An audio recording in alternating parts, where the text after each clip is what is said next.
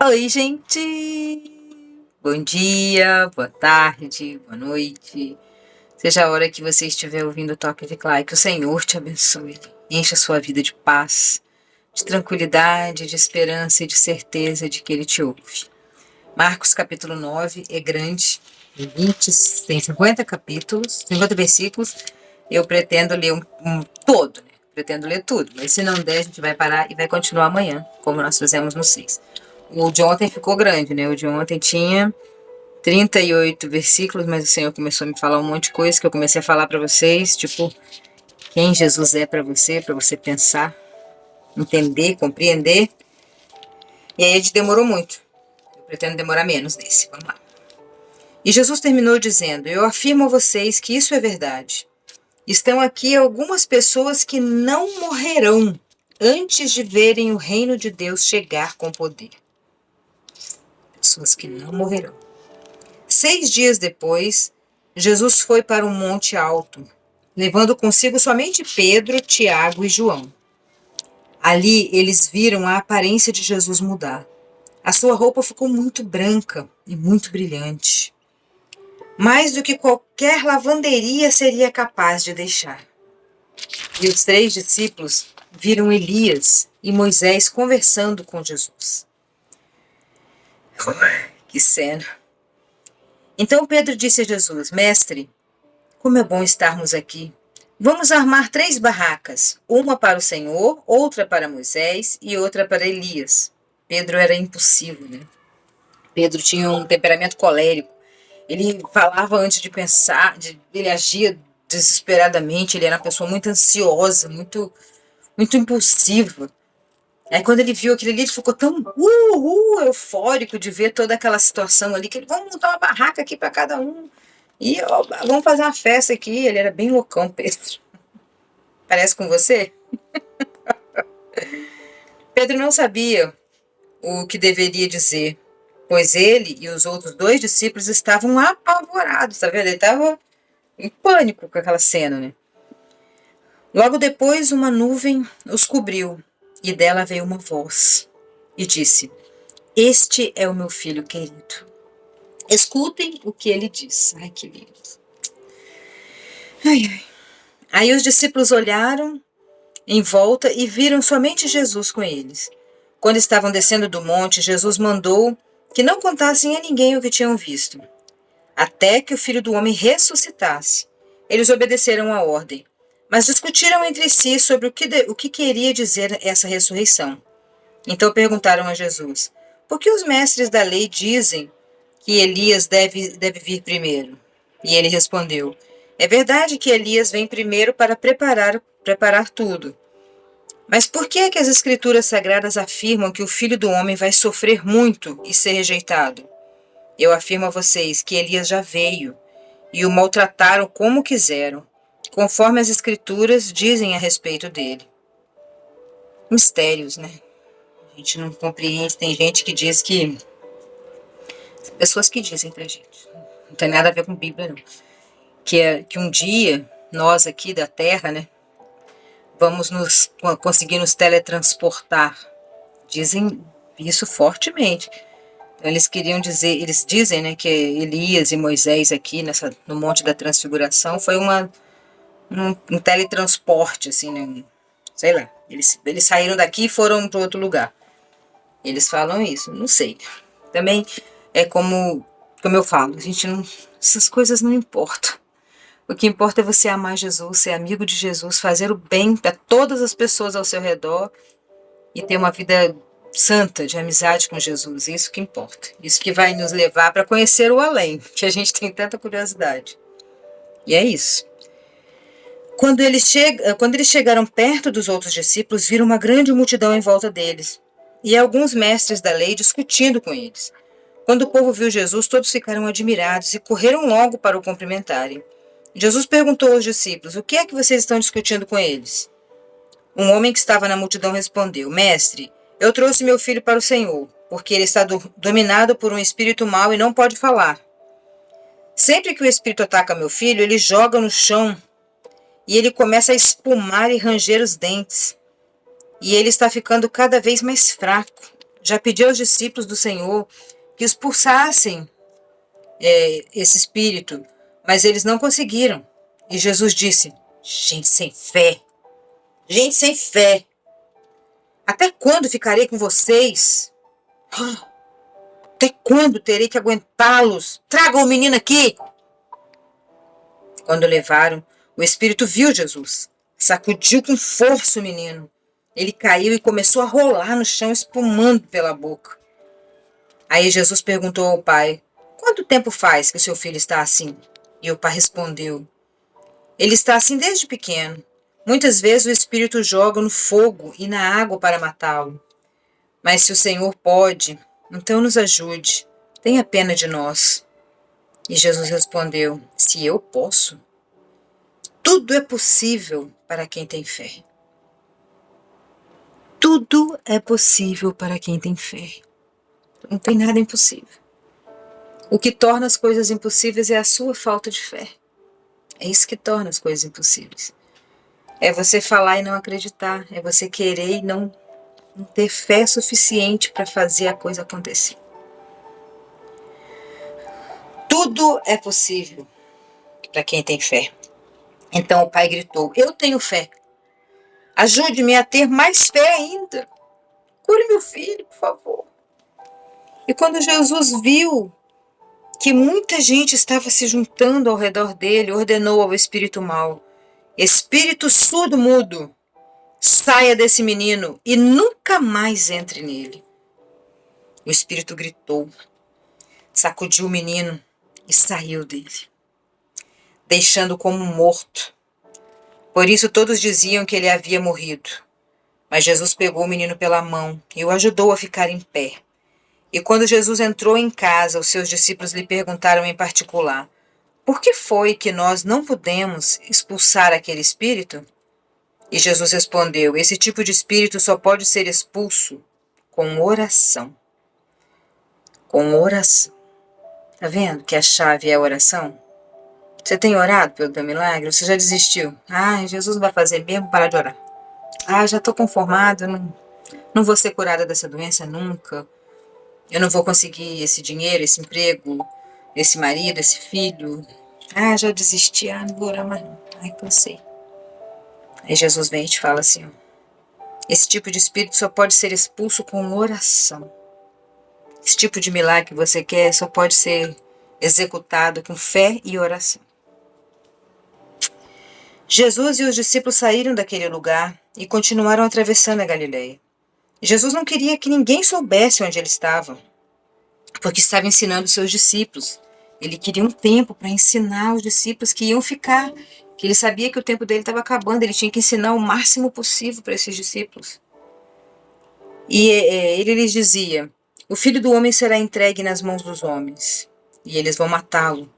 Mas 3 dias depois, ele vai ressuscitar. Eles não entendiam o que Jesus dizia, mas tinham medo de perguntar, como se Jesus não soubesse. Jesus e os discípulos chegaram à cidade de Cafarnaum. Quando já estavam em casa, Jesus perguntou aos 12 discípulos. Observem, 12. Judas estava com ele. Judas estava andando, Judas estava vendo, Judas estava presenciando todo tipo de coisa que Jesus estava fazendo. Mesmo assim, entregou Jesus. Jesus e os discípulos chegaram à cidade e perguntou para os 12: o que é que vocês estavam discutindo no caminho? Mas eles ficaram calados, porque no caminho tinham discutido sobre qual deles era o mais importante. Jesus sentou-se, chamou os 12 e lhes disse: se alguém quer ser o primeiro, deve ficar em último lugar e servir a todos. Aí segurou uma criança e a pôs no meio deles, e abraçando-a disse aos discípulos: aquele que, por ser meu seguidor, receber uma criança como essa, estará também me recebendo. E quem me receber, não recebe somente a mim, mas também aquele que me enviou. Jesus sempre usa as crianças porque elas são puras, elas são inocentes. É que ele fala: se você receber uma criança, você estará recebendo a mim. Se você for uma pessoa pura, uma pessoa inocente, uma pessoa que quer realmente o bem das pessoas, você está recebendo Jesus. E João disse: Mestre, vimos um homem que expulsa demônios pelo poder do nome do Senhor, mas nós o proibimos de fazer isso, porque ele não é do nosso grupo. João é muito atual. Quantos Joãos temos aqui na nossa atualidade, nas nossas religiões mundanas, terráqueas? Quantos Joãos? Não, você não é da minha igreja, então você não vai para o céu, não. Você não é da minha igreja, você não faz o que os dogmas da minha igreja pregam, então você não é de Deus. Quanta loucura! Quanta loucura! Quantos Joãos? Quantos Joãos? Nós proibimos eles de expulsar os demônios em seu nome, porque não é do nosso grupo. Quem não é do nosso grupo não pode. Não pode falar de Jesus. E Jesus respondeu: não o proíbam. Olha aqui que Jesus está falando. Não o proíbam. Pois não há ninguém que faça milagres pelo poder do meu nome e logo depois seja capaz de falar mal de mim. Não existe uma pessoa que faz o milagre através do nome de Jesus e depois fale mal dele, porque sabe que foi Jesus que fez. Porque quem é contra nós, porque quem não é contra nós é por nós. Quem não é contra nós é por nós. Então, se a pessoa não é contra você, ela é a seu favor. Eu afirmo a vocês que isso é verdade. Quem der um copo de água a vocês, porque vocês são de Cristo, com toda certeza receberá a recompensa. Então, quem ajuda os discípulos de Jesus vai receber a recompensa. Ninguém que faz algum bem para você fica sem recompensa. Igual aquele rapaz lá da Apple, que arrumou meu computador e não me cobrou, com certeza ele vai ser abençoado. Porque eu sou discípulo de Jesus. E Jesus está falando aqui, ó. Eu afirmo a vocês que isso é verdade. Quem der um copo de água para vocês, porque vocês são de Cristo, com toda certeza receberá a sua recompensa. Aquele rapaz lá, ele estava querendo um apartamento, alugar um apartamento. Eu sou corretora, mas não trabalho na área que ele quer. Mas com certeza, o Senhor vai preparar o melhor para ele. Porque ele fez a parte dele. Mesmo que ele não saiba, ele vai ser abençoado. Por ter ajudado uma serva do Senhor. As pessoas que te ajudam também vão ser abençoadas. Se você ajudar as pessoas que são de Deus, você também vai ser abençoado. Não é eu que estou falando, não é toque de Clay, é Jesus.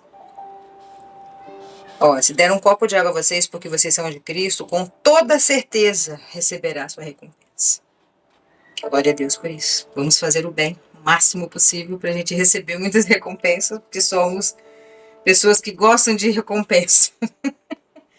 E Jesus continuou: quanto a esses pequeninos que creem em mim, se alguém for culpado de um deles me abandonar, seria melhor para essa pessoa que ela fosse jogada no mar, com uma pedra grande amarrada no pescoço. Então, se você escandalizar as pessoas que são pequenas, se você afastar essas pessoas de Jesus, as pessoas estão querendo ir para a igreja, estão querendo ser melhores, estão querendo largar os vícios, estão querendo ser pessoas melhores para os outros, e você começa a atrapalhar, começa a incomodar, começa a infernizar, começa a levar para o caminho mau. É melhor você amarrar uma corda no seu pescoço com uma pedra na ponta e pular no fundo do oceano. Olha que coisa. Melhor você se matar, melhor você perder sua salvação do que ficar perturbando as pessoas, atrapalhando as pessoas de se aproximar de Jesus. Se uma das suas mãos faz com que você peque, corte-a e jogue fora. Pois é melhor você entrar na vida eterna com uma só mão do que ter as duas e ir para o inferno, onde o fogo nunca se apaga. Ali os vermes que devoram não morrem e o fogo nunca se apaga. Se um dos seus pés faz com que você peque, corte-o e jogue fora. Pois é melhor você entrar na vida eterna aleijado do que ter os 2 pés e ser jogado no inferno. Ali os vermes que devoram não morrem e o fogo nunca apaga. Jesus repete isso. Se um dos seus olhos faz com que você peque, arranque-o. Pois é melhor você entrar no reino de Deus com um olho só do que ter os 2 e ser jogado no fogo do inferno. Ali os vermes que devoram não morrem e o fogo nunca se apaga, a dor nunca cessa, nunca para.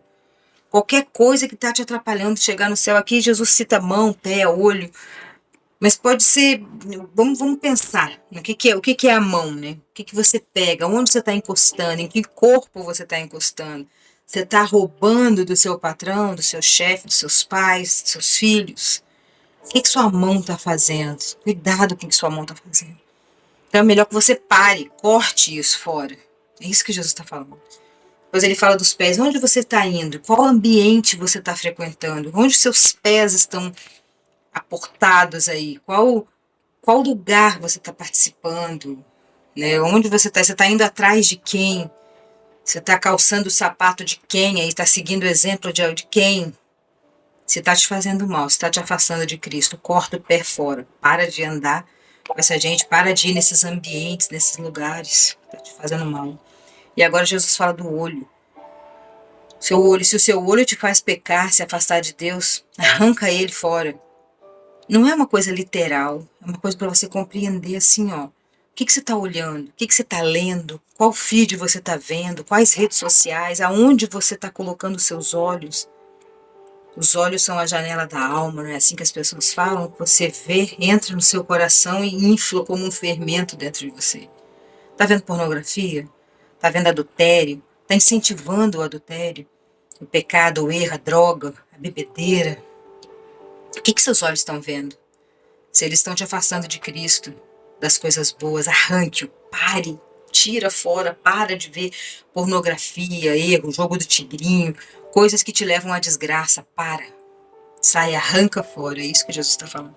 Porque lá, para onde vai essas pessoas que fazem essas coisas erradas, andam em caminhos errados, pegam, encostam em coisas e pessoas que não são delas, e olham coisas erradas, enche o coração com um olhar de coisas erradas, cobiça, né? Lá os vermes que devoram isso nunca morrem, e o fogo nunca apaga. É uma queda eterna, é como se você tomasse um tombo e ficasse o resto da vida tomando, sentindo dor, porque a ausência de Cristo é o inferno. A ausência do olhar de Jesus, porque Jesus te vê. Quando ele parar de te ver, o verme vai ficar te comendo, a dor, o fogo de uma queimadura. Quem já queimou o dedo aí uma vezinha, uma queimadinha de nada, quem já se queimou no sol sabe como dói. Imagina o corpo inteiro dia e noite. Na verdade não o corpo, né? A alma. O corpo vai voltar pro pó de todo mundo, dos bons e dos maus, mas a alma vai prestar conta. Vai sentir essa dor dia e noite. Então pare de fazer o que é errado e siga o caminho correto. Pois todas as pessoas serão purificadas pelo fogo, assim como os sacrifícios são purificados pelo sal. O sal é uma coisa útil, mas se perder o gosto, como é que vocês poderão lhe dar um gosto de novo? Tenham sal em vocês mesmos e vivam em paz uns com os outros. Tá vendo? Jesus sempre fala para a gente viver em paz, para a gente se amar, para a gente se querer. Uma carne sem sal é uma comida horrível. Qualquer comida salgada sem o sal, ela fica ruim, ela fica insossa. Ninguém aguenta comer uma comida sem sal, sem tempero. Nós somos o sal da terra. Os cristãos, as pessoas que servem a Jesus, é que temperam esse mundo todo, deixam esse mundo gostoso. Que se não fosse nós, com todo o nosso protestantismo, o mundo ia ser insosso, sem graça. Então, agradeçam a Deus por nós, que estamos aqui, ó, pelejando por Jesus, para reinar com ele, e ele vai voltar. Querendo ou não, ele vai voltar. É como a morte, ninguém quer morrer, mas todos vão morrer. Mesmo que você não queira que Jesus volte, não acredite ou qualquer coisa, ele vai voltar. Mesma forma que você vai morrer também. Beijão e até amanhã.